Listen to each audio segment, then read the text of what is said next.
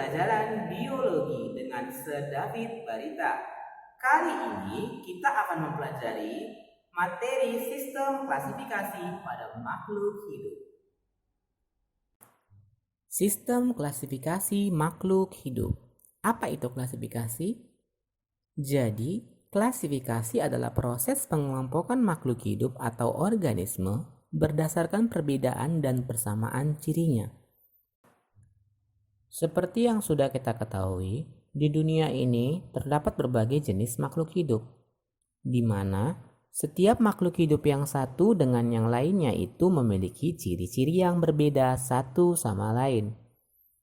Oleh karena itu, manusia menciptakan sistem klasifikasi makhluk hidup untuk mengelompokkan makhluk hidup tertentu yang memiliki beberapa kesamaan ciri-ciri menjadi satu kelompok.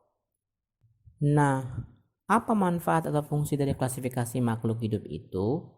Fungsi klasifikasi itu sendiri berfungsi untuk mempermudah penelitian suatu objek, di mana objek dalam hal ini adalah berupa makhluk hidup. Cabang ilmu biologi yang mempelajari pengelompokan makhluk hidup disebut dengan taksonomi. Taksonomi dikemukakan pertama kali oleh ilmuwan biologi yang bernama Carolus Linnaeus, yang dikenal juga sebagai Bapak Taksonomi. Untuk memudahkan pengelompokan makhluk hidup, maka setiap makhluk hidup diberikan nama yang berbeda-beda satu dengan yang lainnya.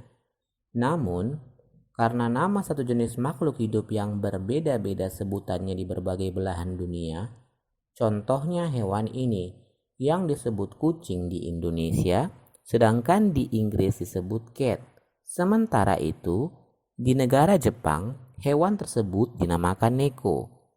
Oleh karena itu, dibuatlah keseragaman nama secara internasional di seluruh dunia menggunakan nama ilmiah, di mana satu spesies makhluk hidup hanya memiliki satu nama ilmiah saja. Nama ilmiah atau binomial nomenklatur diambil dari nama Latin. Nama ilmiah itu terdiri dari dua suku kata yang dapat dituliskan dengan syarat seperti berikut.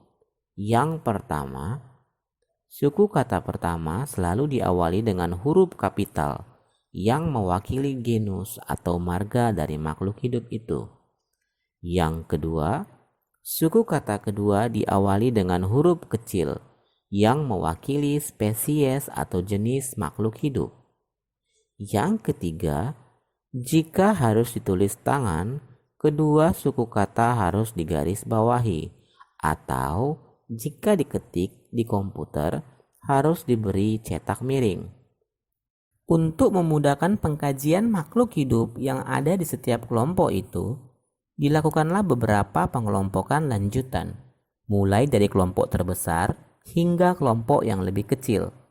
Tingkatan kelompok dalam sistem klasifikasi itu dinamakan taksa.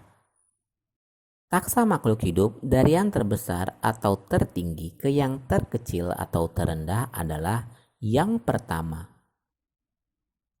kingdom atau kerajaan. Yang kedua, phylum untuk hewan atau divisio untuk tumbuhan. Yang ketiga, kelas. Yang keempat, ordo atau bangsa. Yang kelima, family atau suku. Yang keenam, genus atau marga. Yang ketujuh, spesies atau jenis. Berikut contoh klasifikasi harimau dan kucing. Klasifikasi harimau. Kingdom, Animalia atau kerajaan hewan. Phylum, Chordata atau hewan bertulang belakang. Kelas, Mammalia atau hewan menyusui. Ordo, Carnivora atau bangsa pemakan daging.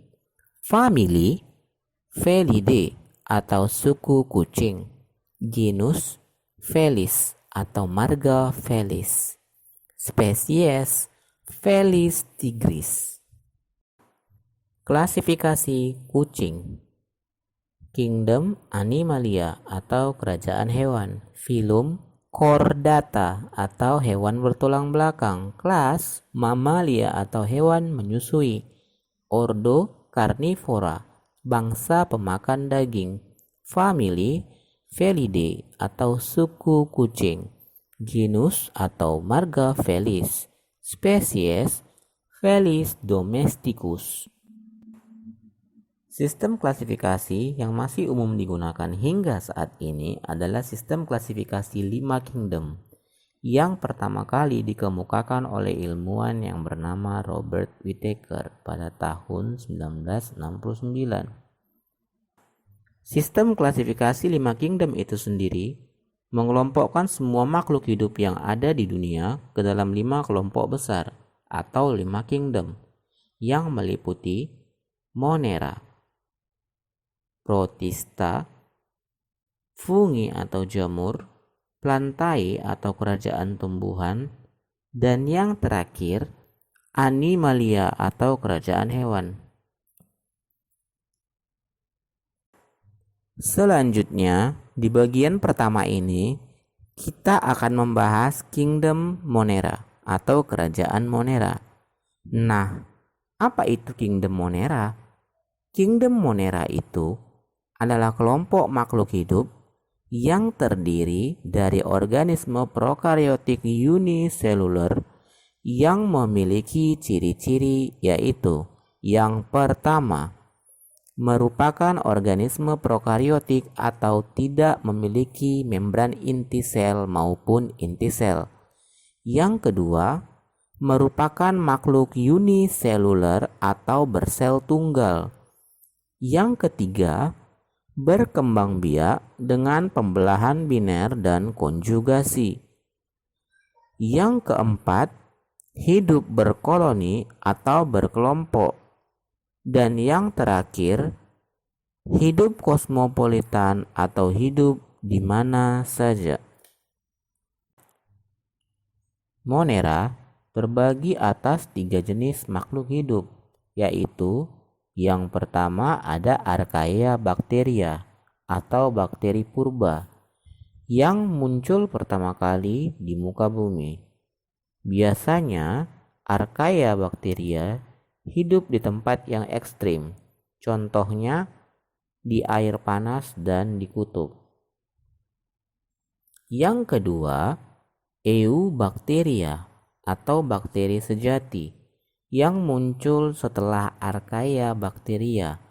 Contohnya adalah bakteri yang ada di lingkungan sekitar kita. Contohnya Escherichia coli dan Lactobacillus casei. Yang ketiga, Cyanobacter atau bakteri hijau biru. Contoh bakteri yaitu Escherichia coli yang hidup bersimbiosis dengan usus besar manusia, seperti yang ada pada gambar ini. Sedangkan Lactobacillus casei adalah bakteri yang digunakan dalam pembuatan minuman probiotik Yakult, seperti yang ada pada gambar ini. Dan Cyanobacter contohnya adalah Spirulina maxima. Bakteri memiliki berbagai peran di dunia.